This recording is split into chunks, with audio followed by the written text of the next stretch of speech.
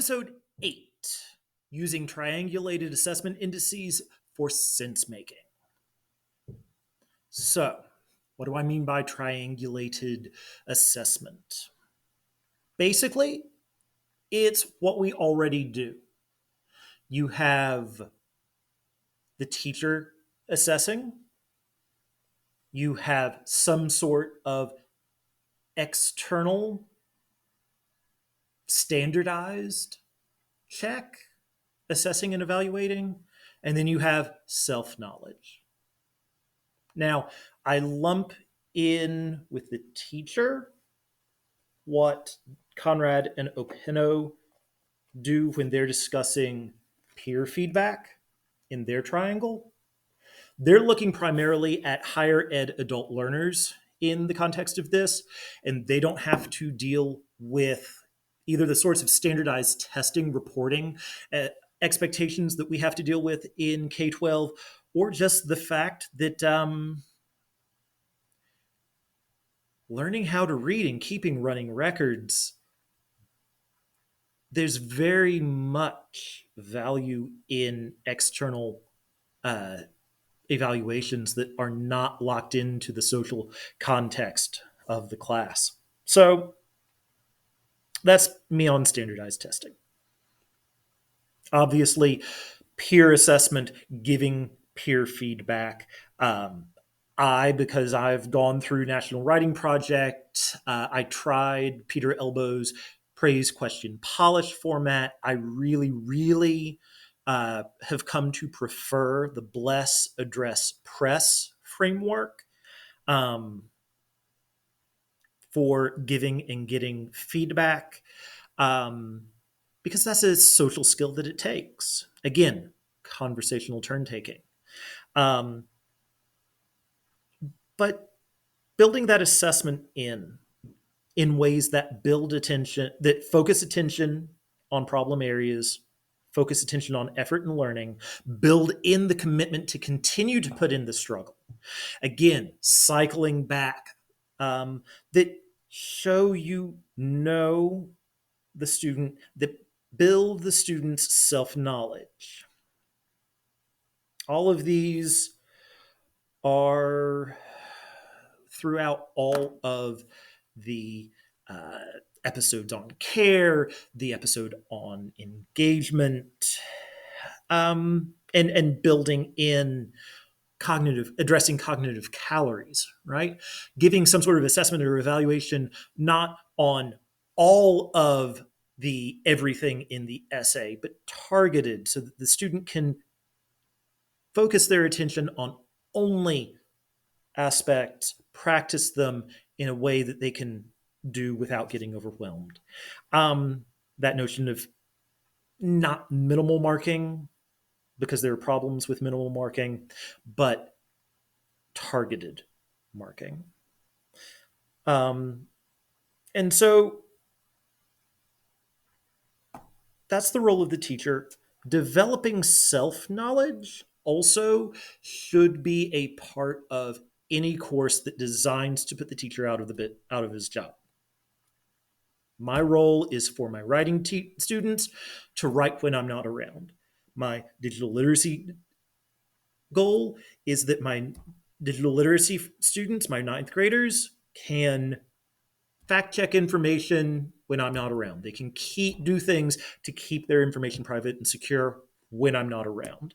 My goal with my professional development sessions is that my colleagues can implement these things in their own classrooms without me being around. And so if my goal is to put myself out of a job, then my evaluation has to happen within that context. And I have to develop my students' self-knowledge as well. The best person I have found for getting advice on this is Kathy Yancey. She's coming out of Florida State. Here she is, A Rhetoric of Reflection. Self-assessment in developing writing. And William Zinsser says writing and thinking and learning are the same thing. So really using text creation as an opportunity to test ideas. Here we are again, reflection in the writing classroom, and this is her work along with Cambridge and Cambridge on developing portfolio systems and electronic systems. So using self-assessment, using evaluations that focus students' attention in ways that increase their commitment, doing it in ways that minimize the cognitive load on navigating the feedback so that they can actually act on the feedback. All of this is part in them developing a sense of care about the class, sense of care about their own selves and their development throughout the class. Getting back to Meyerhoff, all of this takes place within this notion of executive skills. Right? Here's Dawson and Gray. This is Kelly Cartwright's discussion, which is built off of Dawson and Gray.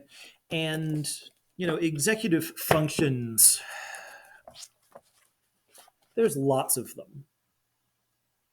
But they aren't just self-knowledge. They're also about creating self-regulated learners. And now I'm starting to just organically have to start using the language of universal design for learning. That could have happened in discussing cognitive load and accessibility and UDL and assistive technology, and I've done that. One year I did a series of presentations that was nothing but assistive technology for supporting executive function. But I'm putting the discussion of accessibility and UDL within the concept of assessment because if people can't access your feedback, you might as well not have given it.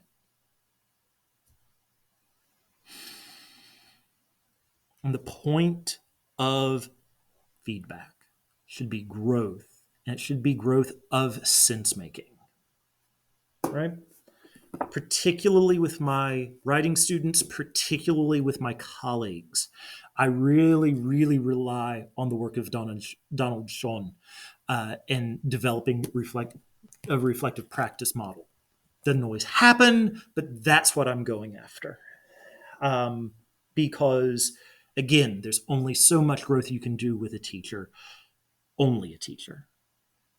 At some point, you have to cross those boundaries, cross those threshold concepts on your own. And so we're using a triangulated sense of assessment, self-standardized, other person in the same context, be it a peer or teacher. What is Vygotsky's term? More knowledgeable other, I believe. To help build sense. And here I'm relying. I'll be back.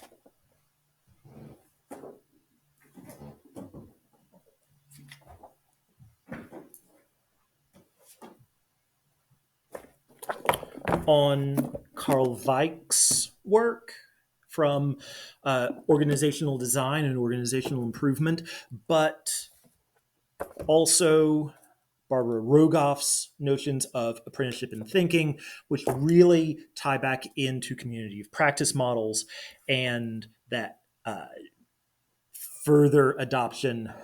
This is Etienne Wagner's book, along with Nancy White and John Smith, Digital Habitats, which is specifically about the role of that more knowledgeable other and the duty of care and the duty of cognitive load and increasing commitment within the community of practice model online. Okay. And so, and if you look there, can I get close? You'll see that even there you get a notion of external benchmarks. Okay. But really, I think that all of this ties in really well with this cartoon by Brenda Durbin from an article within her anthology, Sense Making Methodology Reader. Okay. So here you have a person in a situation, or what Kathy Yancey called the prior, existing within space and time, with outcomes and goals. Outcomes and goals. This is commitment. This is what are you paying attention to, right? And then some sort of gap that ideally gets bridged. Okay. Not just cognitively, but affectively and socially as well, gets bridged. Okay. I'm particularly a fan of this comic because that gap can include angst. And gracious knows, as a high school teacher, there have been a lot of days when my classroom has been filled with angst. Not always mine, sometimes mine. So use assessment to build that sense making, and particularly this notion of using ritualized dissent to build retrospective coherence. So ritualized dissent is where something like in the Blessed Dress Press model that I mentioned last video, you are pressing, you're intentionally asking for only the bad parts. De Bono's Thinking Hats, I believe this is the red hat, where the only comments that this person, that role is allowed to give are negative ones. Not the person, the role, right? By ritualizing the dissent, by making it an aspect of a role, an assigned role, a social job, rather than a person themselves, you don't have the social capital costs associated with being the nitpicker, and then having your idea being critiqued, right? So using multiple perspectives to assess the progress and making sure that that progress is something that the student is taking on as well, with the goal of building their own self-knowledge.